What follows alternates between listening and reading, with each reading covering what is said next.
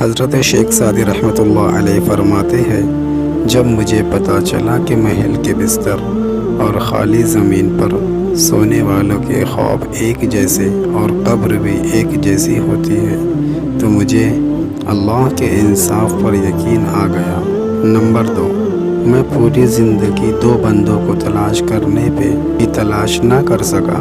एक वो जिसने अल्लाह के नाम पर दिया हो और गरीब हो गया हो, दूसरा वो जिसने जुल्म किया हो और अल्लाह की पकड़ से बच गया हो। नंबर 3, इंसान भी क्या शय है, दौलत कमाने के लिए अपनी सेहत खो देता और फिर सेहत को वापस पाने के लिए अपनी दौलत खोता, मुस्तकबिल को सोचकर अपना हाल ज़ाय करता, फिर मुस्तकबिल में अपना माजी याद करके रोता है। जीता ऐसे है जैसे कभी मरना ही नहीं और मरता ऐसे है जैसे कभी जिया ही नहीं।